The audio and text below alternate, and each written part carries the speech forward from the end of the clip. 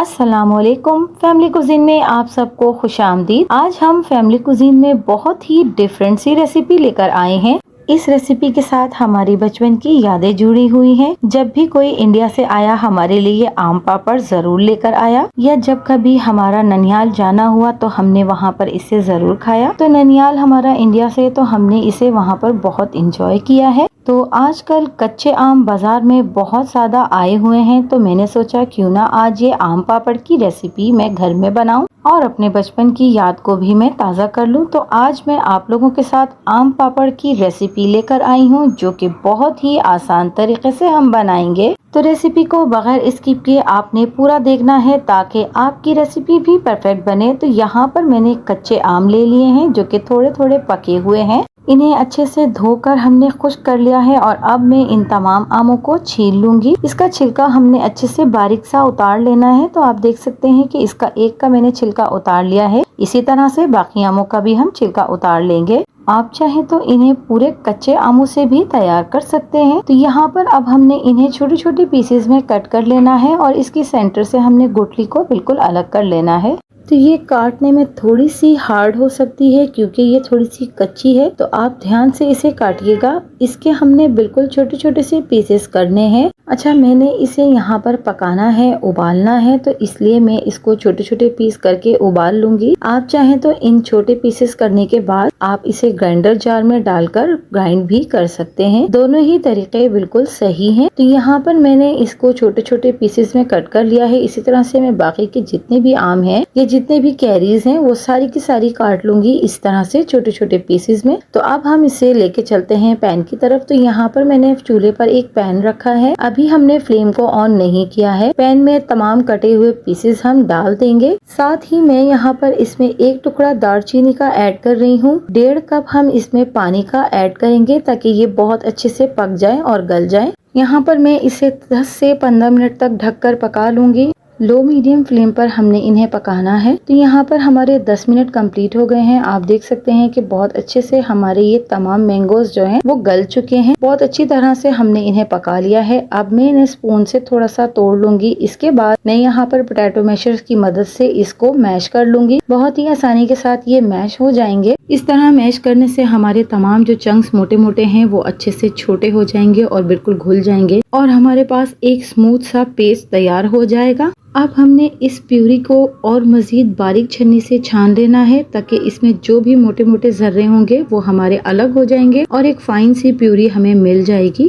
तो मैंने यहाँ पर तमाम पेस्ट जो हमने बनाया था वो सारे का सारा स्ट्रेनर में डाल दिया है और स्पून की मदद से दबा दबा कर हमने अब इसे स्ट्रेन कर लेना है। इससे हमारी प्यूरी बहुत ही फाइन हमें मिलेगी। के अंदर जो छोटे मोटे जर्रात होंगे या जो बाल होंगे वो सब अलग हो जाएंगे और इसमें हमने जो दालचीनी का टुकड़ा डाला था वो भी इसी में मौजूद है। तो यहाँ पर आप देख सकते हैं कि हमने इसे अच्छे से छान लिया है और इसमें मौजूद तमाम मोटे मोटे गूदे और जो बाल वगैरह हैं वो सब अलग हो गए हैं। तो अब हमने और इसमें जो दालचीनी का टुकड़ा हमने डाला था वो भी इसमें अलग हो गया है और ये हमें बहुत ही फाइन और स्मूथ सा पेस्ट हासिल हो गया है। अब इसमें कोई भी चंक्स वगैरह नहीं है, तो इससे हमारा बहुत ही जबरदस्त सा आम पापड़ बनकर तैयार होगा। तो अब जिस पैन में हमने इन्हें बॉईल किया था उसी पैन में हमने इसको डाल देना है और कुछ स्पाइसेस हम इसमें ऐड करेंगे। 1 टीस्पून काला नमक हम इसमें ऐड कर रहे हैं। 1 टीस्पून हम इसमें काली मिर्च पाउडर, 1/2 टीस्पून हम इसमें जीरा पाउडर, 1/2 टीस्पून कुटी हुई मिर्चें हम इसमें ऐड करेंगे। ये तमाम स्पाइसेस ऐड करने के बाद हम इसे अच्छे से मिक्स कर लेंगे। आप चाहें तो इसे बगैर स्पाइसेस के भी तैयार कर सकते हैं। सऊदी अरब में जब ये आम पापड़ बिना स्पाइसेस के बनाया जाता है तो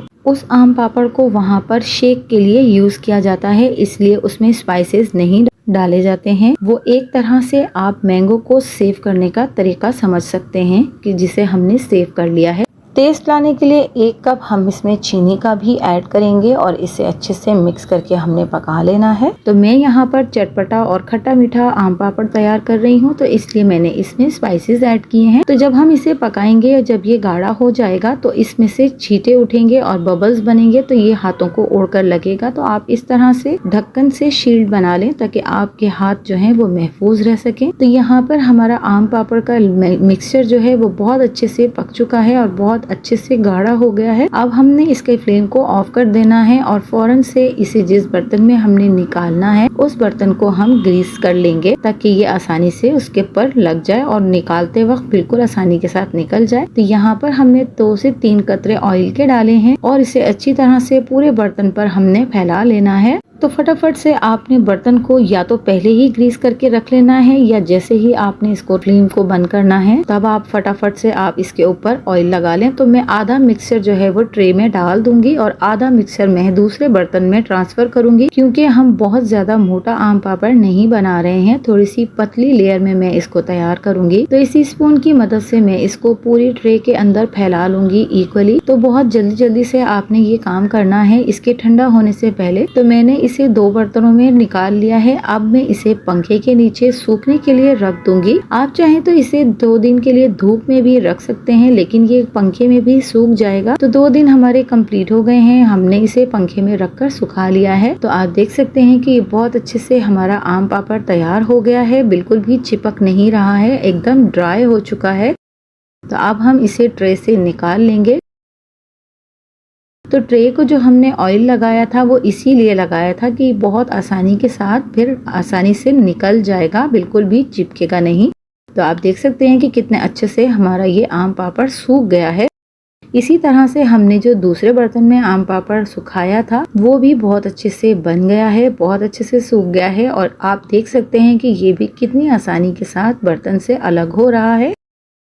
तो अब हमने इन आम पापड़ की शेप को कटिंग करना है। आप जिस शेप में चाहें इसको कट कर सकते हैं। रोल्स की शेप में आप बना सकते हैं, चौकोर पीसेस आप इसके काट सकते हैं, कैंडी शेप्स में आप इसे बनाकर सेव करके रख सकते हैं, इसके नमक पारे आप बना सकते हैं, इवन कि आप जिस तरह की शेप चाहें इसकी आप बना सकते हैं। हमारे पास जब हम बहुत छोटे थे और जब ये इंडिया से आया करता था तो स्क्वायर पीसेस में ये आया करता था, तो हम इसे बहुत पसंद करते थे। हमारे यहाँ इसे बहुत शौक से खाया जाता था, लेकिन पाकिस्तान में ये दस्तयाब उस वक्त नहीं होता था। तो अब मैं इसकी कटिंग कर चुकी हूँ इसके पीसेस की और मैं इसके रोल्स बना रही हूँ। तो इस तरह से मैं इसको फोल्ड करके रोल की शक्ल में तैयार कर लूंगी। छोटे छोटे हमने इसके रोल बना लेने हैं। ये बहुत ही टेस्टी बनकर तैयार होता है, बिल्कुल ओरिजिनल मैंगो का इसमें टेस्ट होता है। खट्टा मीठा जो हमने इसमें फ्लेवर्स ऐड किए हैं उसकी वजह से ये खट्टे मीठे से आम पापड़ हमारे बने हैं, बहुत ही मजेदार, बहुत ही टेस्टी। बच्चों को तो ये बहुत ही ज्यादा पसंद आता है। तो जैसे बच्चे इसको पसंद करते हैं, बच्चों के लिए ये हेल्दी भी है और एक तरह से टेस्टी भी।